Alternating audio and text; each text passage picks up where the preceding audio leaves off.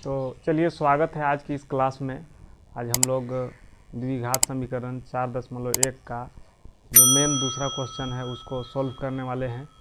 तो चलिए इसको सॉल्व करते हैं। जैसा कि यहाँ पे आप देख सकते हैं कि दूसरा क्वेश्चन में जो ये सब नोमरिकल टाइप का क्वेश्चन है, इसको क्या कहते हैं, नोमरिकल। नोमरिकल क्या कहते हैं, जिसमें हिंदी भी रहे और मैथ भी रहे, ठीक है, उसको हम लोग नोमरिकल कहते हैं। इसमें क्या कहता है कि ये जो भी स्थिति दिया हुआ है इसका सिर्फ आपको द्विघात समीकरण के रूप में लाना है। पिछला क्लास में हमने देखा कि द्विघात समीकरण क्या होता है ना। आप लोग जान रहे होंगे कि द्विघात समीकरण क्या होता है। जिसका घात, जिस समीकरण का अधिकतम घात 2 रहे उसको हम लोग द्विघात समीकरण कहते हैं। तो इसको भी द्विघात समीकरण के रूप में ही सिर्फ लाना है, ठीक है। क्वेश्चन हमारा कहता है कि निम्न स्थितियों को द्विघात समीकरण के रूप में लाएं। निम्न मैंने नीचे लिखा हुआ ये सब है, ठीक है। तो चलिए इसको हम लोग देखते हैं। क्वेश्चन संख्या पहला को हम लोग देखते हैं कि सबसे पहले हल लिखते हैं। यहाँ पे कहता है कि एक आयताकार भूखंड का क्षेत्रफल 528 मीटर स्क्वायर है। भूखंड मीन्स क्या होता है, भू मीन्स जमीन होता है, खंड मीन्स टुकड़ा। एक आयताकार किसको कहते हैं, जिसका आमने सामने के जो भुजा है वो बराबर रहे। मान के चलिए ये इसके बराबर रहेगा और ये जो भुजा है वो इसके बराबर रहेगा, ठीक है। ये बोल रहा है कि इसका जो टोटल क्षेत्रफल है, ये जो बीच में जगह है वो क्षेत्रफल है। जो टोटल क्षेत्रफल है बीच में वो कितना है उसका 528 मीटर स्क्वायर, 528 मीटर स्क्वायर है, ठीक है। तो आगे कहता है कि क्षेत्रफल की लंबाई चौड़ाई के दुगने से, ठीक है, एक अधिक है। हमें भूखंड की लंबाई और चौड़ाई ज्ञात करनी है। तो हमें अभी फ़िलहाल ये नहीं करना है, हमें सिर्फ क्या करना है, इसका द्विघात समीकरण के रूप में व्यापक करना है, लाना है, ठीक है। तो जब किसी भी इस तरह के क्वेश्चन को आप हल करते हैं, जो न्यूमेरिकल टाइप का क्वेश्चन होता है, तो उसमें क्या करना है, मानना पड़ेगा। क्या करना पड़ेगा, मानना पड़ेगा। तो सबसे पहले मानना किसको पड़ेगा, मानना उसी को हम लोग को मानना है जिसको कहेगा के, क्या कहेगा, के या से, के या से, ये दो वर्ड में से किसी को कहेगा उसी को मानेंगे। जैसे यहाँ लंबाई भी है चौड़ाई भी है, तो पहले किसको मानेंगे, ठीक है। तो जिसके कहेगा या जिससे कहेगा। यहाँ पर क्या बोल रहे हैं, क्षेत्रफल की लंबाई चौड़ाई के, किसके कह रहा है, चौड़ाई के। तो हम लोग किसको मानेंगे, चौड़ाई के, ठीक है। सबसे पहला हम लोग जो मानेंगे वो चौड़ाई के बारे में मानेंगे, ठीक है। तो हम लोग लिखेंगे कि माना कि, क्या लिखेंगे, माना कि आयताकार, ठीक है, आयताकार, इतना में समझ जाना होगा कि आयताकार लिखा हुआ है, ठीक है। आयताकार भूखंड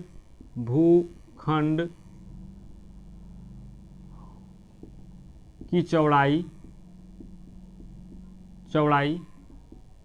x मीटर, क्या है, x मीटर है, x मीटर है, ठीक है, x मीटर है।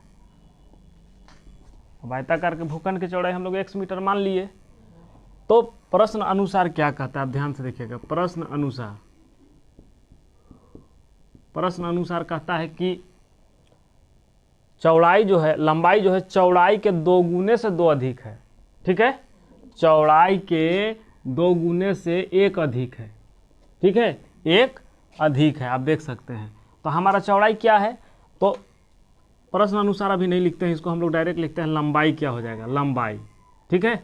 चौड़ाई जब x है तो लंबाई क्या होगा, जिस तरह से चौड़ाई के बारे में बताया है कि लंबाई चौड़ाई से किस तरह का है, तो हम लोग लिखते हैं।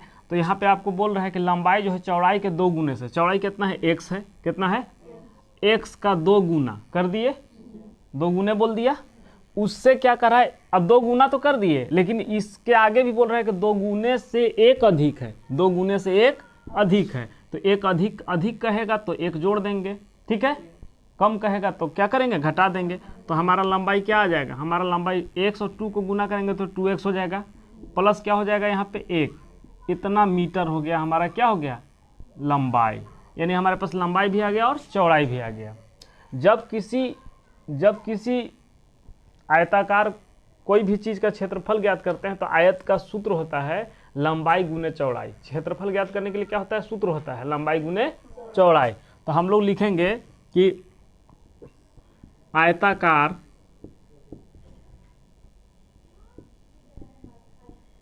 भूखंड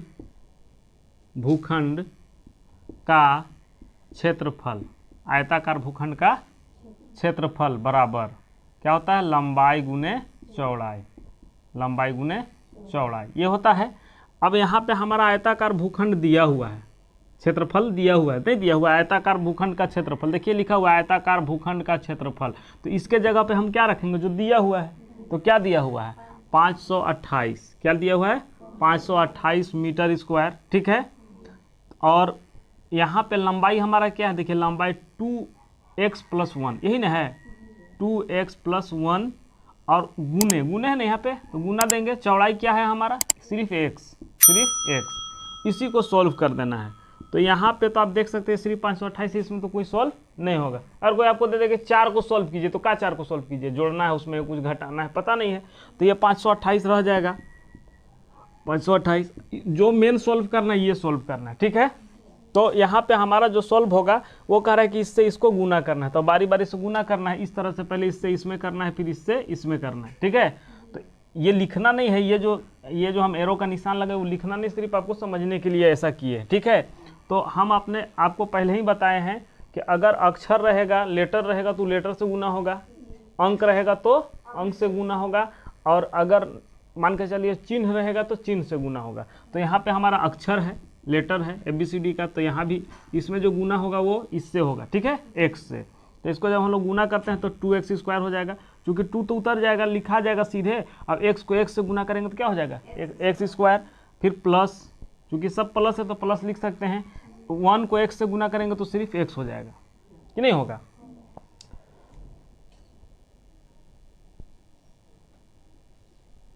कोई दिक्कत नहीं है। अब क्या करना है आपको, देखिए ध्यान से देखिएगा।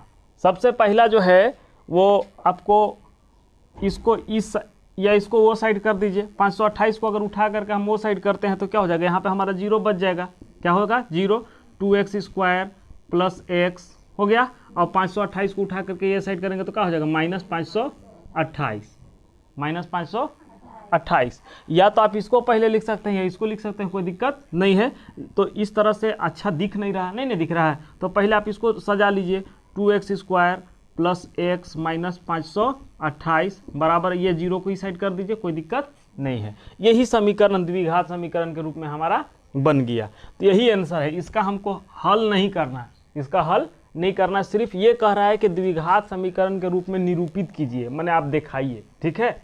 चलिए अगला क्वेश्चन जो हमारा दूसरा है वो आप देख सकते हैं। दूसरा क्वेश्चन में कहता है कि 2 क्रमागत धन पूर्णांकों का गुणनफल। क्रमागत मतलब क्या होता है, लगातार। सबसे पहला चीज तो आपको जानना होगा कि क्रमागत मीन्स क्या होता है, लगातार। और उसके बाद धनात्मक किसको कहते हैं, देखिए संख्या रेखा के बारे में आपको हम समझाए हैं।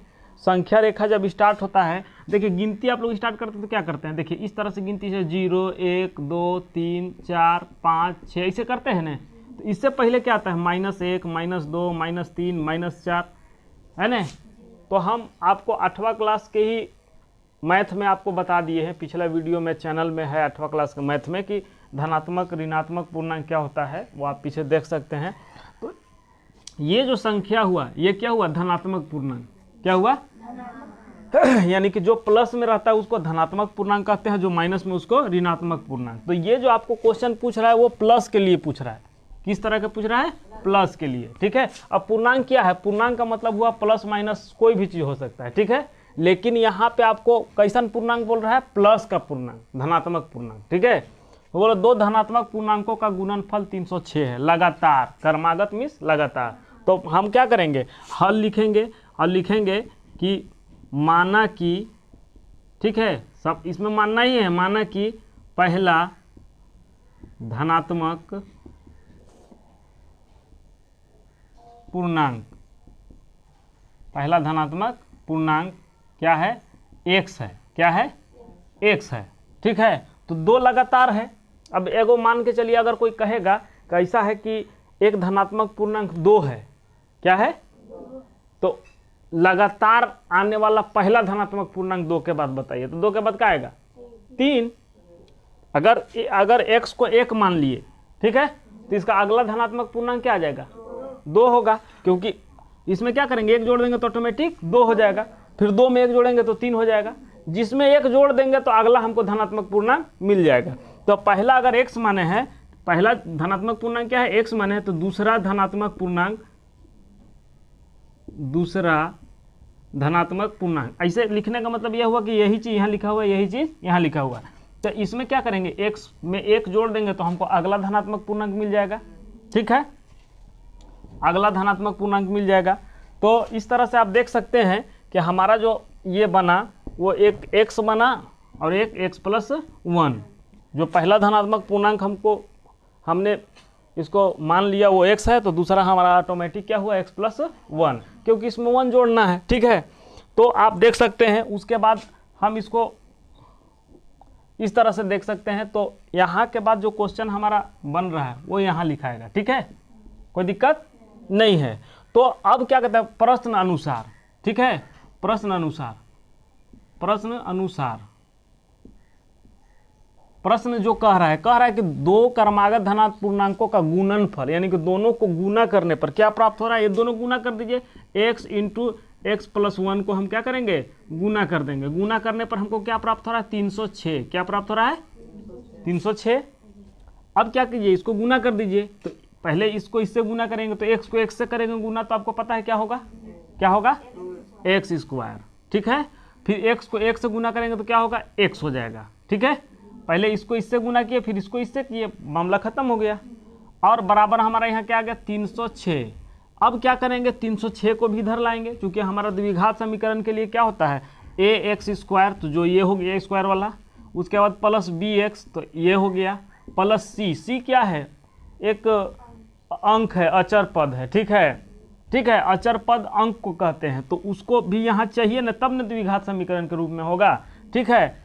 अब ये रहेगा नहीं रहेगा कोई दिक्कत नहीं, लेकिन ये रहना जरूरी है, ठीक है, c रहना जरूरी है। तो हमारा ये 2 को अभी तक हो चुका है, लेकिन c नहीं है, तो c भी ले आते हैं, तो x² प्लस x, तो c उठा करके लाएंगे इधर, जो c का वैल्यू होगा हमारा, तो वो प्लस में है, तो इधर आकर के क्या होगा, -306 बराबर, इधर कुछ नहीं तो 0। यही हमारा जो है सो द्विघात समीकरण का व्यापक रूप हो गया। बात समझे, जो वो बोला कि निरूपित कीजिए, क्वेश्चन में जो बोला जा रहा है कि निरूपित कीजिए, तो हमने निरूपित कर दिया, ठीक है। अब हमको अगला जो क्वेश्चन है, तीसरा क्वेश्चन नंबर 3 को आप देख सकते हैं, बोलता है रोहन की माँ उससे 26 वर्ष बड़ी है, किससे, रोहन से। तो हम लोग किसको मानेंगे, हम अभी क्या बताए थे आप लोगों को, हमने बताया था कि जिससे कहेगा या जिसके कहेगा, ठीक है। तो कह रहा है रोहन की माँ उससे बोल दिया, यानी कि किससे, रोहन से, तो रोहन को पहले मानेंगे। तो हम लोग लिखेंगे कि माना की, हल पहले लिख लेंगे, उसके बाद लिखेंगे माना की रोहन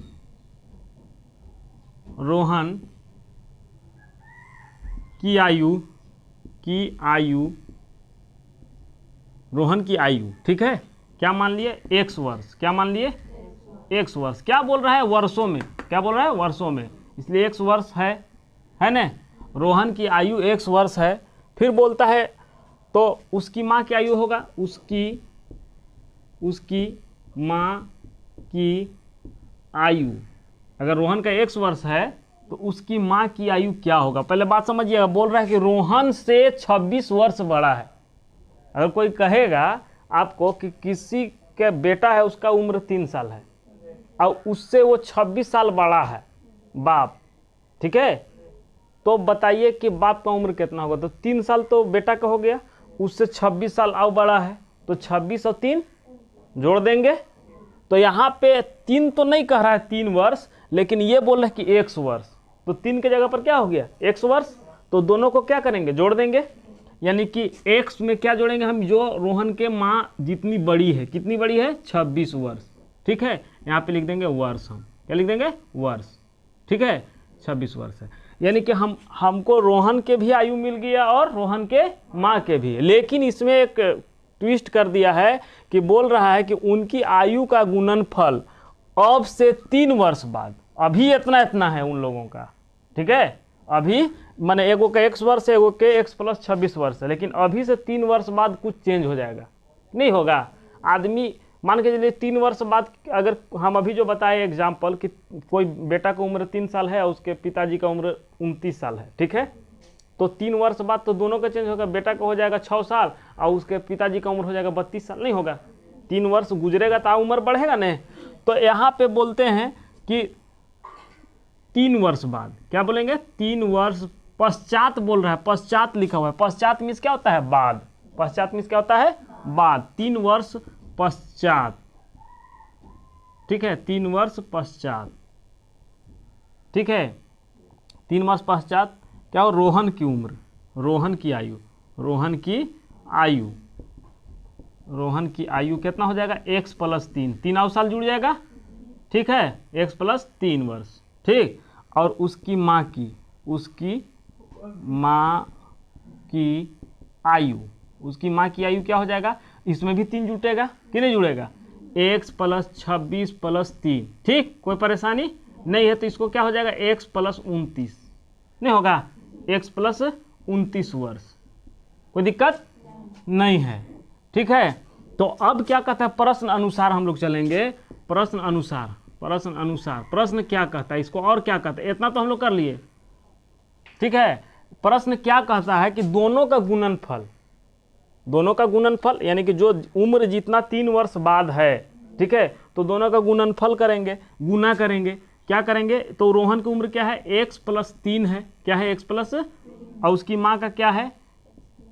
x + 29, ठीक है। दोनों का गुणनफल जब होता है तो टोटल उम्र कितना हो जाता है? 360 हो जाता है। तो दोनों का गुणनफल कर दिए तो यहाँ क्या उम्र हो जाएगा? 360, नहीं होगा? बस इसी को क्या करना है? गुना कर देना है। गुना करने के लिए हम क्या करेंगे? सबसे पहले इसका जो पहला अंक है दोनों में गुना करेंगे, उसको लिखेंगे, फिर इसका जो दूसरा अंक है दोनों में गुना करेंगे, उसको लिख देंगे, और उसके बाद जोड़ घटाव कर देंगे, है ना। तो x से पहले इस x में गुना होगा तो क्या हो जाएगा? x², फिर x से 29 में होगा तो क्या हो जाएगा? 29x, ठीक, फिर प्लस, प्लस है, चूंकि सब प्लस है तो झमेला नहीं है। अगर प्लस माइनस कोई में रह जाएगा इसमें तब थोड़ा दिक्कत है, उसको ध्यान से देखने की जरूरत है। तो 3 से अब x में गुना करेंगे तो क्या हो जाएगा? 3x + 29 दिया क्या होता है? 87। 29 को 3 से आप गुना करते हैं तो क्या होता है? 87। आप लोगों को इसका एक शॉर्ट फॉर्मूला हम बता रहे हैं कि हम कैसे तुरंत 29 या 87 कर लिए। क्या हमको आता है 29 का पहाड़ा? बहुत कम लोगों को आता है पहाड़ा। 29, 30, 32 इतना तक थोड़ी, 20 तक आदमी याद रखता है। तो हम ऐसे दिमाग लगाएं कि 30 से अगर ही रहता तो 30 दिया क्या होता है? 90, आसानी से हो जाता है। तो एक 3 बार कम हुआ कि नहीं हुआ? तो 90 से 3 बार कम करेंगे तो क्या होगा? एक कम करेंगे तो क्या हो जाएगा? 89 हो जाएगा। 89 से फिर 1 कम करेंगे तो 88 हो जाएगा। 88 से फिर 1 कम करेंगे तो 87 हो जाएगा। तो 3 बार हम कम कर दिए तो 87 नहीं हुआ। दिमाग लगाना भी रहता है। अब मान के चलिए कोई आपको कहता है तो ये क्या हो गया हमारा? बराबर क्या लिखेंगे इसको? हम 360 लिखेंगे, ठीक। अब इसमें क्या कर रहे हैं? इसमें सिर्फ कर रहे हैं इसको जोड़ दीजिए। बाकी तो ये तो अलग जात है, ये अलग जात है। तो आप इसको x² + 29 और 3 32x + 87 बराबर 360, यही हमारा बन गया। देखिए द्विघात समीकरण के रूप में आया कि नहीं आया? पहला में x² आया, दूसरा में x आया, तीसरा में c आया, यानी कि अचर पद, है ना। तो यही आपको समझना था। अभी जगह नहीं है, नेक्स्ट क्वेश्चन जो एक क्वेश्चन बचा हुआ है उसको हम लोग अगला क्लास में सॉल्व कर लेंगे, ठीक है। तो इसको आप लोग अच्छा से देख करके लिख लीजिए अपने कॉपी में, ठीक है।